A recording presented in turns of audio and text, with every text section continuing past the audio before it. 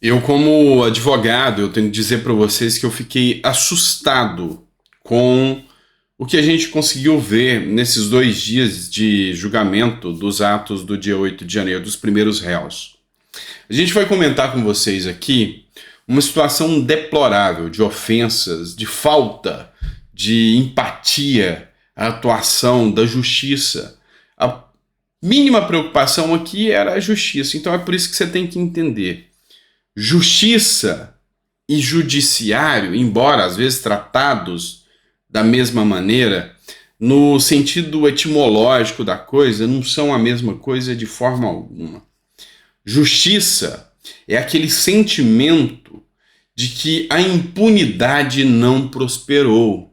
Justiça, na visão etimológica, filosófica da coisa, é aquele sentimento de que o que é justo, o que cria um consenso de que a sociedade não se sente injustiçada, foi aplicado. Judiciário é só alguém que está ali e deveria aplicar as leis, que não deveria ter qualquer vínculo político e deveria ser respeitoso. Não é isso que a gente percebe. Eu vou falar para vocês o porquê. Dá uma olhada aqui. Ontem, o advogado de defesa de um dos réus falou que o ministro do Supremo Tribunal Federal, Alexandre de Moraes, ele não atua como juiz, que tem que ser imparcial, independente, e isso está previsto na lei. O advogado não mentiu em momento algum, porque isso está previsto na lei. E o Alexandre de Moraes, efetivamente, ele fez um trabalho mais ávido do que o próprio acusador do Ministério Público. Olha só um trecho, matéria do Conexão Política. Julgador e acusador. É um misto de raiva com rancor, com pitadas de ódio. Quando se fala dos patriotas. Patriotas que na concepção maior, e basta dar um Google para isso, são aqueles que amam o seu país. São aqueles que amam a nação. São aqueles que lutam por um país melhor. São aqueles que defendem a bandeira verde e amarela. Essa foi um dos trechos da fala do advogado. Também citou a fala do Barroso, que a eleição não se ganha, a eleição se toma. E aí o Barroso aproveitou esse momento para justificar que essa fala foi tirada do contexto e que se tratava de uma fake news. E ele estava citando eleições em Roraima. Então o Barroso criticou o advogado. Mas a fala do Barroso foi ordeira, respeitosa. Já a fala do Alexandre de Moraes, não. Fugiu totalmente à urbanidade que se espera de um juiz. Falar que Alexandre de Moraes é parcial, que atua como acusador em vez de julgador, é uma atuação da defesa. O magistrado, cabe a ele decidir, julgar. Nas falas do Alexandre de Moraes foram falas de xingamento. Alexandre caracterizou o advogado como patético, medíocre, que um advogado suba com discurso de ódio, disse que é uma vergonha isso que acontece na defesa dos extremistas, odiosos. Então, assim, a fala do Alexandre de Moraes foi um momento de acusações graves, de xingamentos mesmo ao advogado. E aí, um momento de uma falha do advogado, porque o advogado ele se confundiu. E assim, todo mundo hoje sabe, e eu li O Príncipe de Maquiavel, todo mundo sabe hoje de que uma fala do Príncipe de Maquiavel diz que os fins justificam os meios. O advogado citou isso. Não necessariamente sei se o advogado leu o livro do Príncipe, ou se não leu o Maquiavel, eu até tenho um livro aqui, mas ele confundiu um erro nitidamente material. Em vez de falar o príncipe, ele falou o pequeno príncipe. E aí, isso foi o único trecho em que a imprensa se preocupou em divulgar das falas do advogado.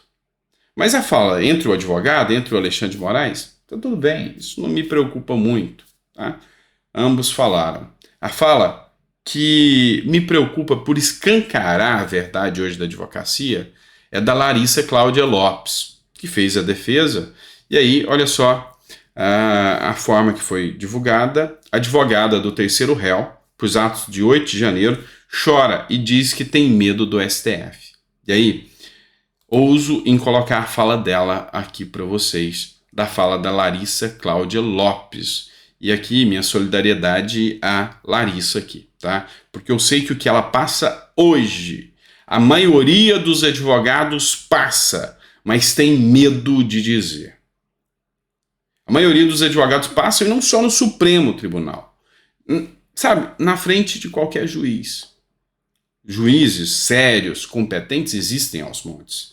Mas juízes que acham que tem o rei na barriga, que acham que são deuses e que esquecem que o próprio Estatuto da OAB diz que estão em mesmo nível hierárquico o advogado, o promotor e o juiz, que todos são indispensáveis ao exercício da justiça. O advogado que é o responsável pela defesa. Defesa essa que no Brasil já está ficando obsoleta, ou seja, defender para quê, né? Escuta a fala da Larissa, que essa compensa você ouvir. Qual é um critério? Se eu perguntar, acredito que nenhum de vossas excelências sabe me dizer qual é o critério desse processo. Ninguém sabe dizer porque não tem. Fui com a sua cara, boto você para fora. Não fui, você fica preso. Vi advogados serem humilhados. Talvez por isso eu esteja com um pouco de medo aqui nessa tribuna. OAB nunca se manifestou para defender a gente. Eu não gosto de política. Eu sempre falo para todo mundo, eu não gosto de política. Então meu choro aqui não é por partido, é pelo meu trabalho, que é tão desvalorizado que eu nem sei para que eu tô falando aqui se ninguém vai me ouvir. Olha que engraçado. Provavelmente é o que todos eles dizem lá dentro. As sentenças já estão prontas. Quem duvida disso? E hoje, mais uma vez, confirmei e acredito que já esteja mesmo. Porque quais são os critérios que estão sendo utilizados nesse processo? Muitas pessoas foram pegas. Qual é um critério?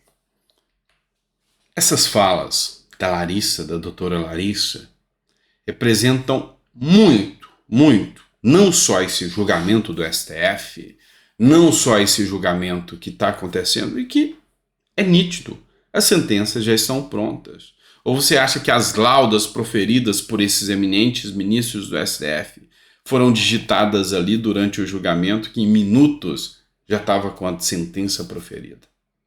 Ora, senhores, sustentação moral? Será que mudou a fala? E ela falou uma coisa que eu falo aqui com toda certeza, eu na condição de advogado. A OAB nunca se manifestou para defender esses profissionais. A OAB nunca se manifestou para defender tais profissionais. É fato. Só que depois dessa fala da Larissa Cláudia, enfim, a OAB se manifesta. Enfim, a OAB teve a coragem de, depois das falas da Larissa, de ir ao STF para se manifestar. E aí eu trago aqui para vocês em primeira mão. Eu não queria que vocês se assustassem com a fala da OAB e com o que a OAB fez. Depois de críticas de advogados, da Larissa inclusive, que falou só verdades em julgamento sobre 8 de janeiro, a OAB envia nota de apoio ao STF e contra os advogados. A Ordem dos Advogados do Brasil enviou ao Supremo Tribunal Federal, na noite desta quinta-feira, um ofício de apoio à atuação da Corte. O gesto foi feito depois dos julgamentos dos 3 primeiros réus pelos atos extremistas de 8 de janeiro, quando os advogados, os 2 agora condenados, proferiram críticas à atuação dos ministros. É impossível criticar ministros do Supremo Tribunal Federal, mesmo se você for um advogado. Mas um juiz, um ministro do Supremo, pode chamar um advogado de medíocre. E para a OAB está tudo bem. Pode ironizar a fala do advogado num erro material ao dizer Pequeno Príncipe em vez de O Príncipe de Maquiavel. Como se todos fossem obrigados a ter a mais bela e vasta literatura nesse Brasil e não estivessem fadados a equívocos, né? Então, se fosse assim, vamos lembrar que o Gilmar Mendes falou para o Cássio Nunes, um ministro criticando o outro: senhor Cássio Nunes, acerca do passeio no parque, sua cadeira estava lá fora. Cássio Nunes teve que falar: o senhor não prestou atenção nos julgamentos, né, ministro Gilmar Mendes? Porque quem falou de passeio no parque não foi eu, foi o ministro do Alexandre de Moraes, que manda nessa corte. Pois é. Essa é a realidade do judiciário brasileiro, que infelizmente é difícil ter coragem de falar. Provavelmente a polícia poderá estar na porta desse advogado que falou na defesa dos réus, embora a OAB, no estatuto, preveja a imunidade do advogado. É provável que algo possa acontecer, inclusive com esse próprio advogado. Afinal, é a democracia do Brasil. É a democracia que venceu no Brasil. E o povo manifestou o apoio ao STF nas urnas. Essa fala não é minha, é do Alexandre de Moraes.